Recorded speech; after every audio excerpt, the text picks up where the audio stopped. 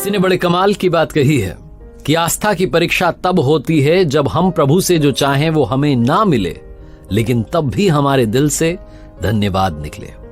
नमस्ते दोस्तों, मेरा नाम है आरजे कार्तिक। एक छोटी सी कहानी सुनाता हूं भगवान के प्रिय भक्त की, जो मंदिर में जाता था, पूजा अर्चना करता था, भगवान के बड़ा करीब था।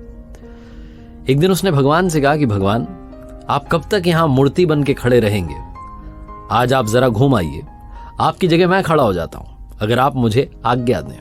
भगवान ने कहा ठीक है, मैं चला जाता हूं, लेकिन एक बात का ध्यान रखना, और वो एक बात ये है, शर्त ये है कि यहां जो भी आए दर्शन के लिए, जो भी मांगे, जो भी करे, जो भी हो, तुम कुछ मत बोलना, तुम कुछ मत करना, बस मूर्ति बनकर खड़े रहना। मैंने सबके लिए प्लान बना रखा है, योजना बना रखी है, सबका काम कर दूंगा, तुम कुछ मत बोलना। भक्त ने कहा ठीक है, जो आज्ञा। भगवान चले गए, भक्त वहां मूर्ति बन के खड़ा हो गया। भक्त आते रहे, जाते रहे दर्शन के लिए।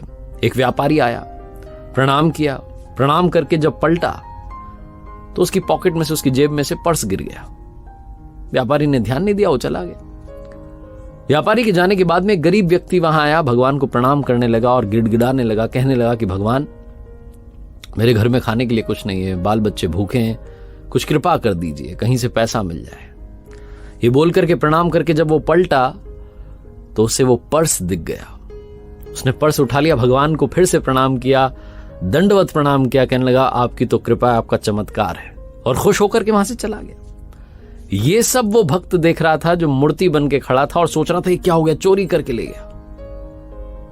उस गरीब व्यक्ति के चले जाने के बाद में वहां पर एक नाविक आया, नाव चलाने वाला, आकर के प्रार्थना करने लगा, प्रणाम करने लगा और कहने लगा कि भगवान, मैं 15 दिन के लिए समुद्री यात्रा पर जा रहा हूं, आप देख लेना मेरी यात्रा सही से हो जाए, मुझे संभाल लेना, घर वालों को संभाल लेना, सब कुछ आपके हवाले, मेरी यात्रा सफल बनाना भगवान। ये बोलकर के उसने प्रणाम किया और जब वो पलटा तो पीछे पुलिस खड़ी हुई थी। वो व्यापारी खड़ा हुआ था जिसका पर्स गिर गया था। वो आरोप लगा रहा था कि इस नाविक ने वो पर्स चुराया क्योंकि मेरे बाद में ये आया है।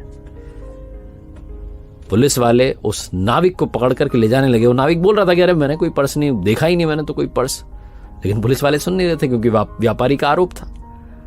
तो उस नाविक को ले जाने लगे, तभी वो भक्त जो मूर्ति बन के खड़ा था वो कहने लगा कि अरे इसने नहीं चुराया है, इससे पहले गरीब आदमी आया था वो चुरा के ले गया, उसके घर जाओ, मिल जाएगा अभी।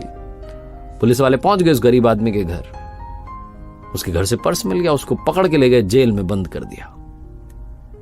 नाविक जो था वहां से चला गया। शाम में भगवान आए।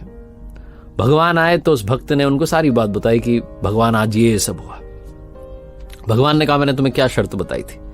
मैंने तुम्हें कहा था कि तुम यहां खड़े रहना, कुछ मत करना, बस खड़े रहना।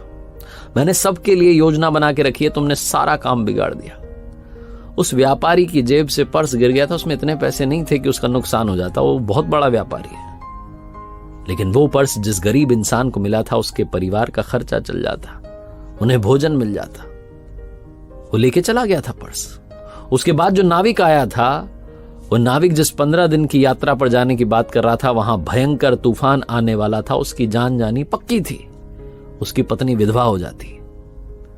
इसीलिए मैंने योजना बनाई थी, तुमने सारा काम बिगाड़ दिया, तुमने उस गरीब आदमी को जेल में डलवा दिया, उस नाविक को यात्रा पर भेज दिया, अब उसकी जान चली जाएगी, उसकी पत्नी विधवा हो जाएगी।